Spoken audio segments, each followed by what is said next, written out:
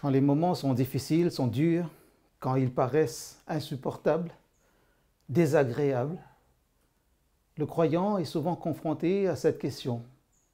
Est-ce que le cheminement spirituel en vaut encore la peine?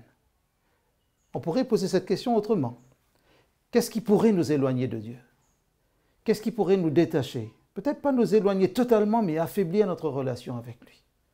Il y a une situation dans la Bible que j'aimerais examiner avec vous, et je suis content de vous retrouver pour ce temps d'étude, de partage, de réflexion. Avant d'ouvrir la parole de Dieu, je veux prier avec vous. Seigneur, là où nous sommes en cet instant, que le Saint-Esprit remplisse notre cœur, non seulement pour parler de ta parole, pour parler de ces récits bibliques, en tirer des leçons, mais pour surtout recevoir ce que tu as à nous communiquer aujourd'hui.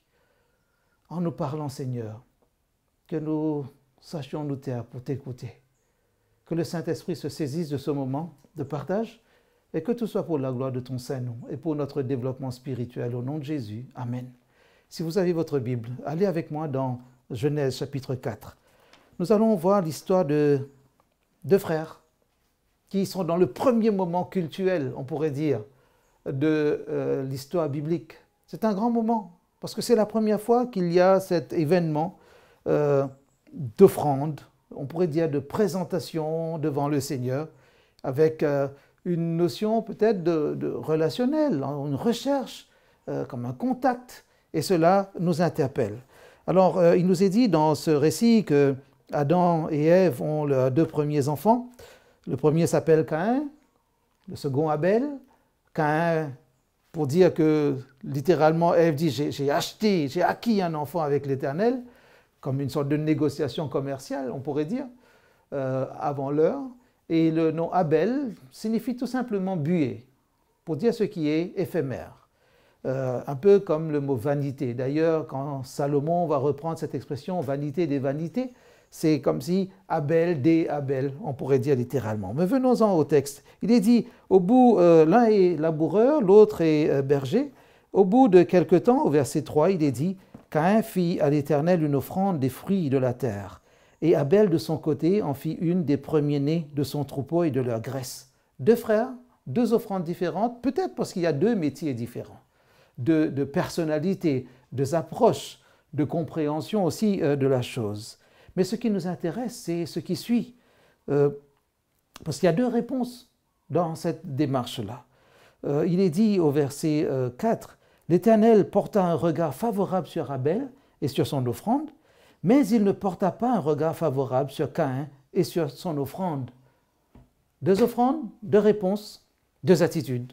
Probablement, Abel est content, mais le texte ne le dit pas. Mais vous imaginez bien, s'il reçoit une réponse favorable, comme une bénédiction, cela suscite certainement de la joie. À sa place, vous en feriez autant. En tout cas, vous auriez exprimé une reconnaissance. Mais le texte ne s'attarde pas là-dessus. Le texte s'attarde sur la réaction de Caïn. Il est dit, Caïn fut très irrité et son visage fut abattu. Alors on pourrait dire que cette situation paraît injuste, en tout cas triste. Elle bouleverse aussi le lecteur. Nous sommes dans les premières pages de la Bible et déjà il y a comme un gros malentendu. Dieu serait-il injuste? Dieu serait-il inégal, partial dans sa démarche, dans sa relation avec l'homme, avec les croyants? Parce que là, manifestement, nous avons affaire à deux croyants, deux êtres qui ne peuvent pas nier l'existence de Dieu. Et pourtant, la Bible crie, la Bible clame haut et fort que Dieu est un Dieu juste, qui ne fait exception de personne.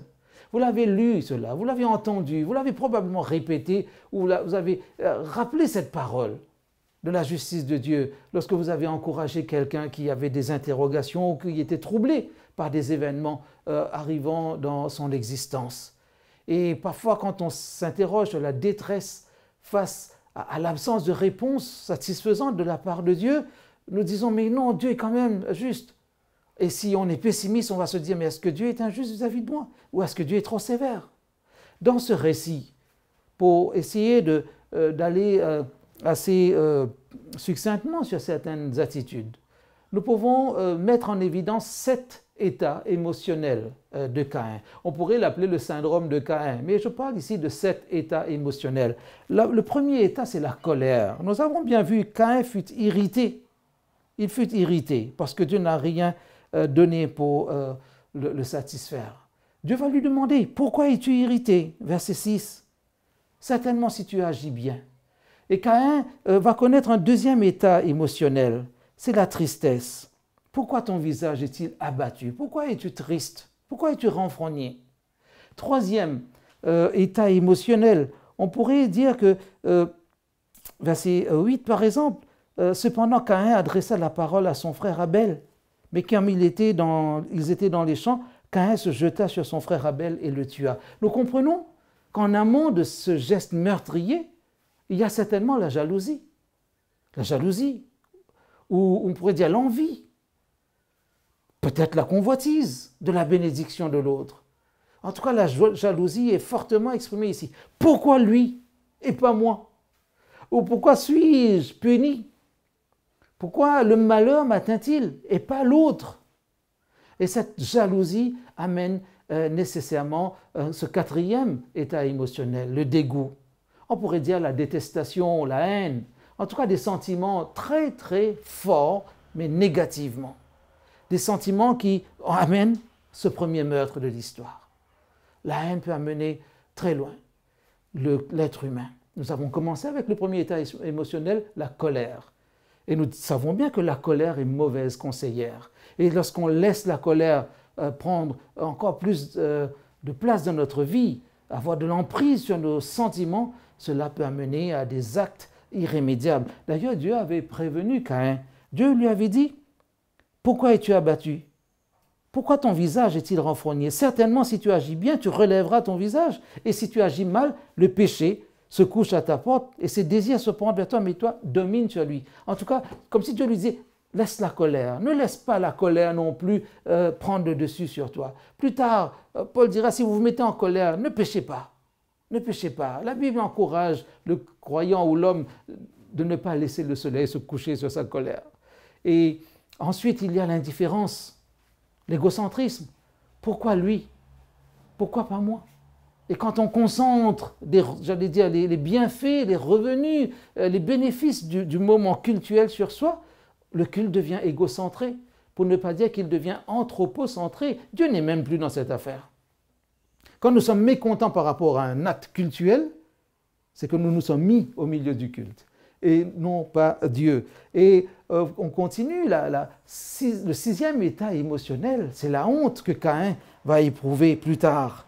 Parce que plus tard, après le dialogue avec Dieu, Caïn va dire au verset 13, « Voici mon châtiment est trop grand pour être supporté. Je serai caché loin de ta face », un peu plus bas, au verset 14, comme si Caïn ne peut plus supporter sa propre personne, sa propre personnalité. Et puis, le septième état émotionnel de Caïn, c'est la peur. La peur. Caïn a peur parce qu'il se dit, verset 14, à la fin, « Quiconque, voilà, je serai errant et vagabond sur la terre, et quiconque me trouvera, me tuera. » L'Éternel lui dit, si quelqu'un tuait Caïn, Caïn serait vengé 7 fois. Et l'Éternel mit un signe sur Caïn pour que quiconque le trouverait ne le tuât point. Puis Caïn s'éloigna, etc. La peur. Tout cela, on pourrait dire, à cause d'une offrande qui n'a pas été acceptée. Le pessimiste dirait, mais c'est Dieu qui est responsable de tout cela. Si Dieu avait simplement envoyé une bénédiction sur Caïn, peut-être qu'il n'aurait pas eu de telles attitudes d'abord et de telles réactions. On pourrait poser la même analyse pessimiste sur le premier péché. Si Dieu n'avait pas mis dans le jardin d'Éden cet arbre de la connaissance du bien et du mal, personne ne serait tenté. Peut-être nous aborderons ce sujet dans une prochaine prédication. En tout cas ici, Caïn est mis devant sa responsabilité. Attention, le péché se couche à ta porte. Quand nous sommes dans des moments de doute, de vide, de désert, temps de guerre, guerre sanitaire, temps de confinement, peut-être lorsque nous sommes loin de nos églises, lorsque les bâtiments sont fermés et que nous ne sommes plus dans ces habitudes d'église, peut-être que nous nous rendons compte que la postmodernité a fini par faire de nos églises des des centres de confort spirituel ou des lieux de consommation de spiritualité, des lieux hautement imprégnés de religiosité.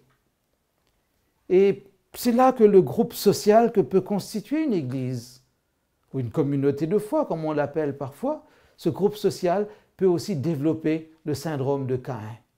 N'allez pas trop vite en pensant que je suis en train de dire que les églises ressemblent à un rassemblement des fils de Caïn. Ce n'est pas là ce que je suis en train de dire. Mais si un groupe social tel qu'une église ne fait pas attention et pose les mêmes regards, développe les mêmes états émotionnels que Caïn, cela pourrait le mettre en danger. La comparaison. Pourquoi lui et pas moi? Cette première comparaison génère de la rivalité. Et la rivalité amène nécessairement un esprit de compétition. Et parfois, quand cela se transforme en jalousie, en envie, cela amène des comparaisons qui finissent par conduire les gens à se détester, à ne pas s'aimer, à ne pas se regarder dans la fraternité. Et l'autre devient facilement le bouc émissaire. Caïn avait un raisonnement simple. J'ai envie de dire, avant la lettre, il avait une logique mafieuse. Ne souriez pas. Mais pour la mafia, quand quelqu'un a fait une erreur, une bêtise, a failli à son devoir, cela s'appelle un problème. Mais la mafia ne dit pas il faut aider à enlever le problème. La mafia a une logique très simple. On élimine la personne qui est la cause du problème et en même temps, le problème est éliminé. En tout cas, ce problème ne se répétera pas. Peut-être que Caïn avait cette logique-là. Abel est la cause de mon problème. Abel, ayant reçu la bénédiction de Dieu, m'a privé de cette bénédiction. Comparaison n'est pas toujours raison, dit l'anglais. Cela veut dire que nous pourrions finir par déraisonner à force de nous comparer ou de chercher chez l'autre les sources même de nos malheurs, de nos problèmes. L'enfer, c'est les autres, disait Sartre. Mais l'enfer ne peut pas être toujours les autres. Parfois, nous nous posons des questions peut-être intéressantes, mais adressées aux mauvaises personnes. Avez-vous déjà eu le sentiment que quelqu'un aurait volé votre bénédiction? Je sais, pas vous. Mais avez-vous déjà entendu quelqu'un raisonner de la sorte? Peut-être pas ici, dans votre voisinage, peut-être dans des contrées très lointaines comme les îles Kerguelen, où il y a peut-être des croyants aussi qui se posent ces questions. Qui est responsable de mes problèmes, de mon humeur, de ma spiritualité ou de l'état même de mon développement spirituel? Il est facile de trouver un bouc émissaire. Aujourd'hui, nous avons besoin de nous ressaisir. Parce que ce récit, en somme, nous tend un miroir. Même 2 ou 3. Des miroirs réalistes. Comme si Dieu nous demandait de regarder à travers ce syndrome de Caïn l'état émotionnel dans lequel nous-mêmes nous pourrions nous retrouver si nous nous laissons glisser subtilement, inconsciemment, imperceptiblement vers la comparaison. Nous n'allons pas guérir de nos maux si nous continuons à regarder à gauche et à droite en comparant notre vie spirituelle ou notre besoin de religiosité. Nous n'y arriverons jamais parce que ce n'est pas à côté de nous, à gauche ou à droite, dans une foule, que se trouve notre vrai modèle. Nous avons besoin peut-être de lever les yeux un peu plus haut parce que Jésus ne veut pas des personnes qui croient seulement en lui. Jésus veut de vrais disciples. Et même vous qui n'avez pas encore adhéré au Seigneur Jésus, même vous qui peut-être avez commencé à étudier la Bible, peut-être vous vous dites, oui, le baptême, j'y pense. Peut-être plus tard, je serai disciple de Jésus. Réfléchissez. Dieu veut des êtres responsables qui marchent à sa suite. Des gens qui savent discerner la main droite de la main gauche. Des gens qui savent prendre leurs responsabilités et ne mettent pas sur les autres ce qui pourrait constituer un problème. La source de nos problèmes n'est pas toujours chez les autres. Caïn a développé cette attitude et ses comportements, a produit ses actes Parce que probablement, dans son esprit, il avait déjà développé un certain raisonnement. Romains chapitre 12, et j'aimerais prendre ce verset avec vous. Verset 1er, Romains chapitre 12, nous pose la question peut-être du sens du véritable culte. Je vous exhorte donc, frères, par les compassions de Dieu, à offrir vos corps comme un sacrifice vivant, saint, agréable à Dieu, ce qui sera de votre part un culte raisonnable. Et là, nous venons probablement à cette question. Pourquoi la différence? Pourquoi Dieu a dit oui à Abel et non à Caïn? Revenons à deux détails dans ce sacrifice, en tout cas dans ces offrandes. Il est dit Caïn fit une offrande à Dieu des fruits de la terre. Et Abel, de son côté, Genèse 4, verset 4, en fit une des premiers-nés de son troupeau. On aurait pu s'arrêter là. Mais il y a ce détail qui est ajouté, et de leur graisse. Caïn a présenté l'offrande. J'ai envie de dire, il a exposé les fruits de son jardin, mais il n'a rien sacrifié. Abel, quand le récit dit qu'il a mis la graisse, cela signifie qu'il a dû aller chercher cette graisse. Et vous devinez avec moi que pour obtenir la graisse, il faut égorger l'animal. Il faut le tuer. Il faut l'ouvrir. Ce n'est pas un acte facile pour un berger qui a élevé, qui a vu peut-être cet agneau, cette brebis, ce tout petit là qui gambadait dans les champs, et puis qu'il fallait égorger un jour pour extraire la graisse. Pourquoi la graisse? Est-ce qu'il n'aurait pas pu offrir un animal gras, entier, sans sortir la graisse? La Bible nous donne quelques indices. Dans Genèse chapitre 45, verset 18, il y a cette bénédiction, vous mangerez la graisse du pays, en parlant du meilleur du pays d'Égypte. Lévitique 3, verset 16, qui dit que toute la graisse consumée par le feu sera d'une agréable odeur à l'Éternel. Le psaume 63, verset 3, le psalmiste qui, dans son expérience, dit que son âme sera rassasiée comme de mets gras et succulents. Et au bout du compte, sa bouche célébrera l'Éternel. Et puis, vous connaissez très bien cette fameuse parabole du fils prodigue. Quand il est revenu, son père a dit « Amenez le veau gras, amenez le veau gras ». Cela me fait penser aussi à Abraham qui, quand il a reçu la visite de voyageurs célestes, il a aussi apprêté un veau gras. La graisse, comme la chose la plus précieuse. Et quand nous voyons ce mot hébreu, en tout cas dans son original hébraïque, on voit qu'il y a cette idée de ce qui est meilleur, comme si la chose la plus riche. C'est vrai que cela peut paraître un peu dégoûtant, la graisse, mais dans ce contexte, et c'est probablement pour cela que dans le Lévitique, on dit que la graisse qui est brûlée dans l'Holocauste est d'une odeur agréable à l'Éternel. Abel a offert cela. Quand nous sommes loin de notre Église, peut-être loin du bâtiment, peut-être nous avons l'impression que nous ne faisons pas grand-chose. Mais ce n'est pas une question de géolocalisation. J'ai envie de dire que c'est une question de localisation de notre cœur. Jésus n'a-t-il pas dit, là où est ton trésor, là aussi sera ton cœur? Que sommes-nous prêts à offrir? Est-ce que nous savons dans quel état est le lien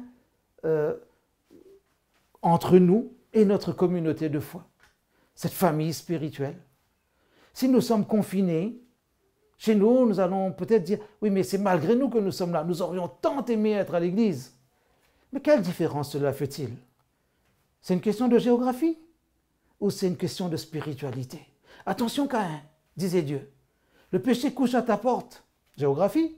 Mais non, domine sur lui. Ce n'est pas une question de géographie, c'est une question de mentalité, une affaire de cœur. Alors comment répondre à cela? Comment répondre attentivement? Quel est l'état de notre attachement à l'Éternel? Si nous revenons un peu à ces 7 états émotionnels de Caïn, quelle réponse nous pourrions apporter? À la colère de Caïn, Dieu nous invite à éprouver la paix. Paul nous dit, la paix de Dieu qui surpasse toute intelligence gardera nos cœurs et nos pensées. Jésus nous dit, je vous donne ma paix, non pas comme le monde la donne. Ce n'est pas la paix sociale qu'on achète à coût de milliards d'euros. Ce n'est pas la paix qui est signée devant les caméras de toutes les télévisions du monde et qui après est trahie. Mais la vraie paix, celle que donne le Seigneur. Face à la tristesse, le Seigneur nous propose la joie. Il veut, et si vous relisez Jean 17, vous allez comprendre que c'est la volonté de Dieu que les croyants éprouvent de la joie et que cette joie soit parfaite. L'une des tranches du fruit de l'esprit est aussi appelée joie. C'est-à-dire Dieu veut voir de la joie dans notre vie. Le culte peut être un moment paisible, un moment joyeux, mais il y a aussi cette notion de partage face à la jalousie. L'amour face au dégoût, à la détestation. J'hésite à parler du mot haine parce que je n'arrive pas à concevoir qu'il y aurait de la haine dans un groupe social qu'on appellerait l'Église ou communauté de foi ou famille spirituelle. C'est pour ça que j'écarte ce mot. Peut-être c'est mon idéalisme qui le dit, ou c'est ma naïveté, ou peut-être, c'est mon envie de croire qu'il y a du bon que le Seigneur peut développer dans le cœur de chacun d'entre nous. Face à l'indifférence, Dieu nous propose d'exercer la fraternité, la solidarité. Dans ces temps difficiles de confinement, peut-être quand nous passons un coup de fil à quelqu'un, quand nous appelons quelqu'un, nous envoyons un texto, un email ou une photo avec un verset biblique, nous exerçons la fraternité. Quand nous appelons quelqu'un pour lui demander si tout va bien, s'il n'y a pas de risque, s'il est en sécurité, s'il a de quoi se nourrir tous les jours, c'est une manière aussi. Nous n'allons pas poser la question comme Caïn, suis-je le gardien de mon frère? Non. Face à la honte que Caïn éprouvait, peut-être le Seigneur veut nous relever, restaurer l'estime de soi. Quand notre estime de soi a atteint un niveau très bas, l'homme est capable, excusez-moi l'expression, de tous les coups tordus. Caïn est arrivé à ce stade.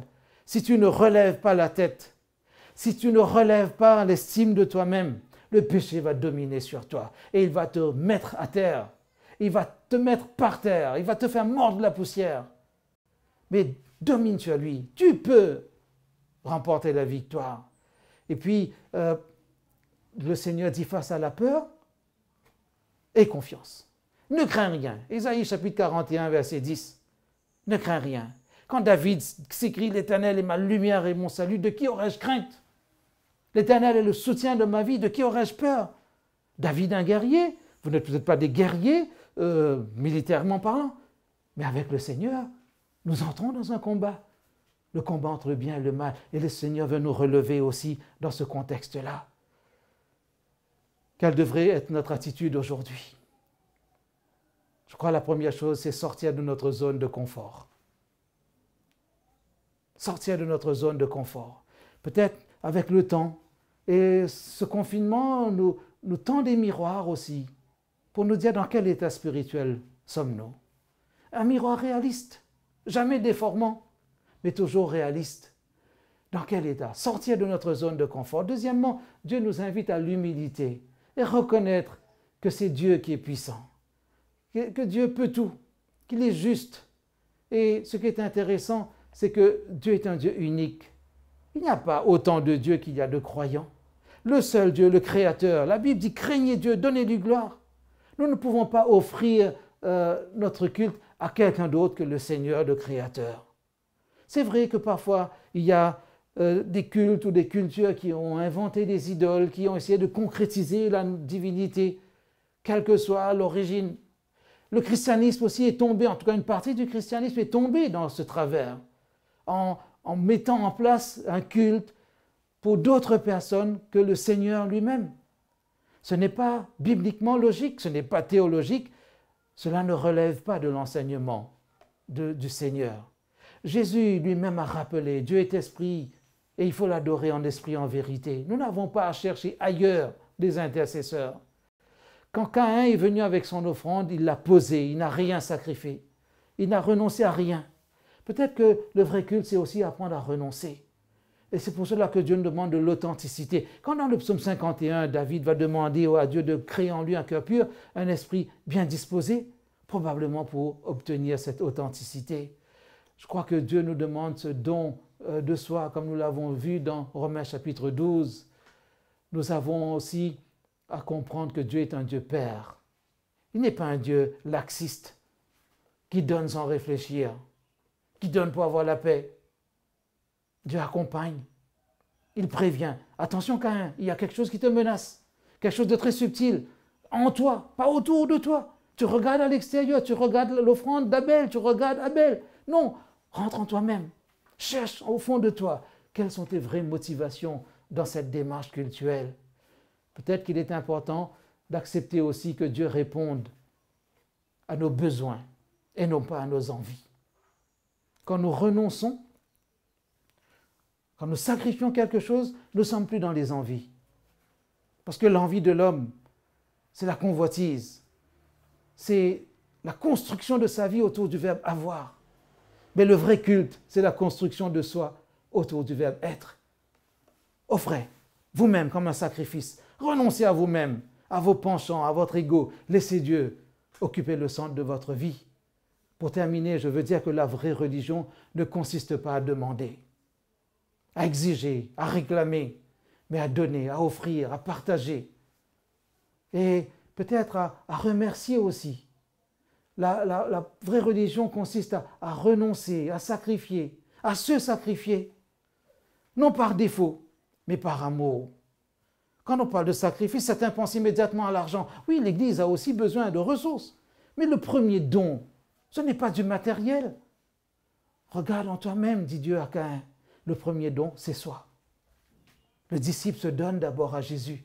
Et puis, quand il comprend qu'il faut apporter aussi des ressources matérielles pour soutenir la cause du Christ, j'ai envie de dire, il met la main dans la poche et il donne, il signe, il transmet, il contribue. Le Seigneur veut nous motiver, nous relever, nous soutenir. Et je crois que c'est son amour qui peut nous mettre debout et qui nous met debout tout le matin. D'ailleurs, c'est la première chose que Dieu nous demande, c'est cela, l'amour. Le premier commandement relationnel dit clairement, et je vous invite à relire Deutéronome chapitre 6, verset 4, « Tu aimeras le Seigneur ton Dieu de tout ton cœur, de toute ton âme, de toute ta force et de toute ta pensée. » Le commandement qui va suivre est aussi relationnel. Tu aimeras ton prochain. Mais en présentant l'offrande, en nous présentant, ce ne sont pas des actes religieux que Dieu nous demande. Dieu nous demande l'offrande de nous-mêmes. Es-tu prêt à te donner au Seigneur aujourd'hui? Es-tu prêt à renoncer à ce qui t'empêche d'avancer avec le Seigneur? Es-tu prêt à renoncer, à sacrifier ce qui t'enchaîne, ce qui te bloque, ce qui te fait avoir une vie qui n'est pas la vraie vie avec le Seigneur? Une vie trouble, hybride. Je n'ai pas dit une vie double. Je l'ai dit? Oui, j'ai dit une vie double. Et le Seigneur ne veut pas que tu te perdes dans ta propre vie. J'ai envie de dire que Caïn se perd dans son propre champ. Dieu ne veut pas juste que nous posions des choses, mais Dieu veut que nous soyons à lui totalement. Aujourd'hui, si tu entends la voix du Seigneur qui t'appelle, viens à lui. Ne tarde pas. Ne tarde pas. L'ennemi veut nous montrer toutes sortes de raisons pour nous éloigner de la face de l'Éternel. À la fin de cette histoire, Caïn va s'éloigner de la face de l'Éternel et plus tard, le récit du déluge va nous montrer que ses descendants vont connaître une fin tragique. Mais Dieu veut nous dire aujourd'hui, renonce à ce qui n'est pas toi dans ta relation avec moi. Viens, je peux te guérir de tes blessures. Je peux t'aider à relever la tête. Je peux t'aider à rehausser l'estime de toi-même. Parce qu'en Jésus, tu as de l'avenir. Lève la tête. Lève encore plus la tête. Redresse-toi. Regarde qui est en face de toi. Un être humain, non. Non, regarde bien. C'est Jésus qui vient à ta rencontre et qui te dit, je suis venu pour te restaurer. Que le Seigneur vous aide. Que sa paix soit dans votre cœur et que votre joie soit complète en lui. Amen.